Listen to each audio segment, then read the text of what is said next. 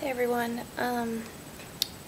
We've all said some really interesting things over the last couple weeks, and I just wanted to talk about a couple of things that have kind of grabbed at me lately. Let's see. First of all, the Carson Rader spoke about mirrors, which I think has been a really important part of my life, and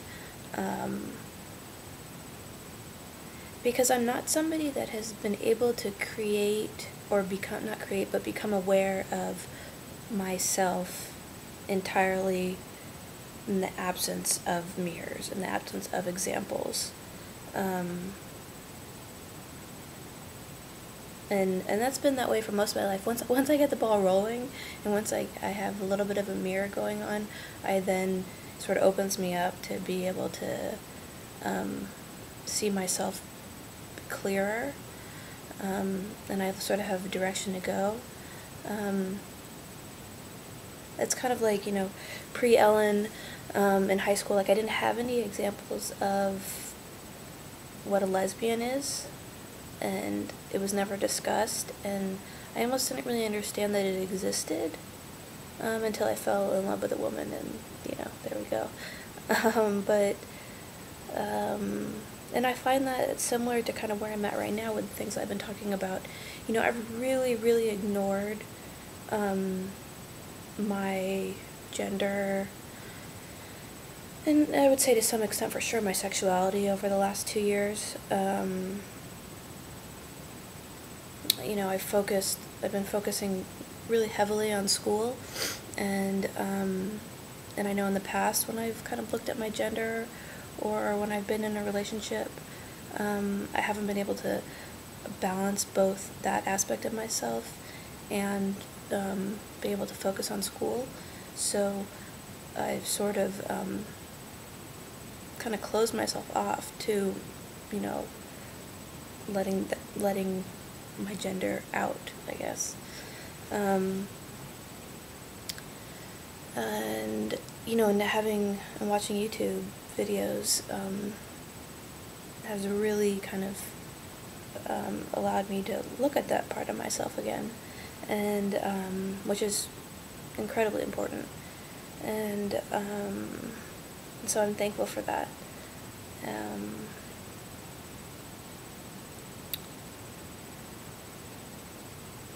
And Twisted Stitches spoke a little bit about, at one point when he was younger, he didn't like any of the kind of hair on his face that was growing, and he did different things to make it go away because that's not what women's faces are supposed to have. And now, going on T and all this kind of stuff, he embraces his facial hair and is excited about it, and kind of how does he, and now how do I make sense of things of that nature, so I'm definitely in a similar boat with my chest. I had a very strange experience when I was younger and my chest first started to grow. This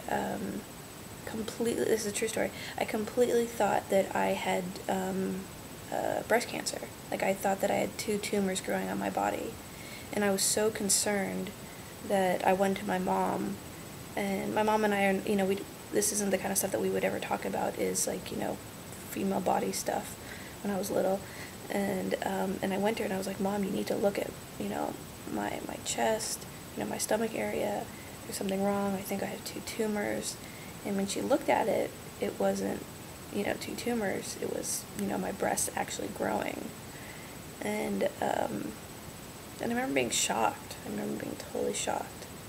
But then later, middle school or high school or whatever, I think that my mirrors were very heterosexual, binary world, and so I was always worried that my chest wasn't big enough because then I wouldn't be liked, and people would make fun of me if I had a flat chest and all that kind of stuff.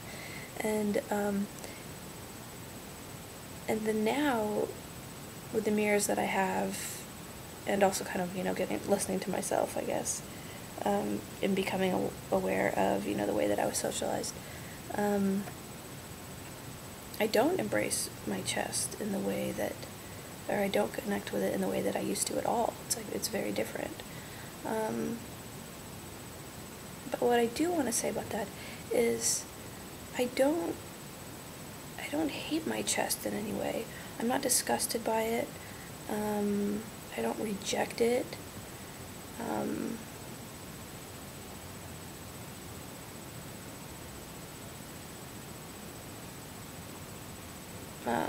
I don't feel betrayed by my body. That's not it's not a feeling that I get. And part of it is that's the way that I look at life, and that's the way that I look at my life. I don't want to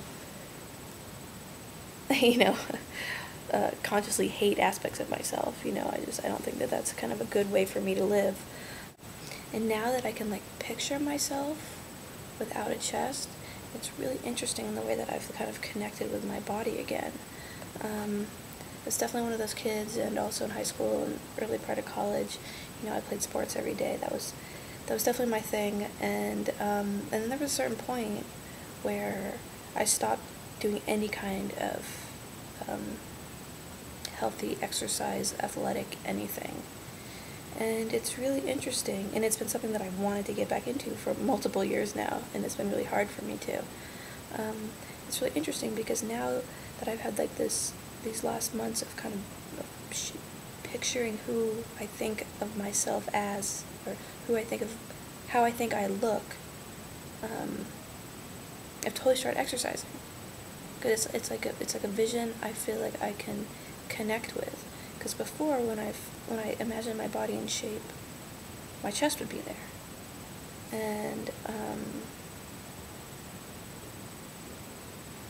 And for some reason that kept me, or didn't encourage me, I guess, to do things for my body in a healthy way on a physical level. And now I'm excited by the thought. It's like I work out, my chest muscles, so when I have surgery, it'll be easier for the doctor to find a line with which to cut the tissue, which is a huge shift. And I guess the last thing I wanted to just mention was this fine line for me between trans and dyke or butch lesbian, and am I leaning away from the butch lesbian or the dyke because of some sort of prejudice? I also can't imagine wearing a suit and having a chest, but I think wearing a suit without a chest would just be awesome.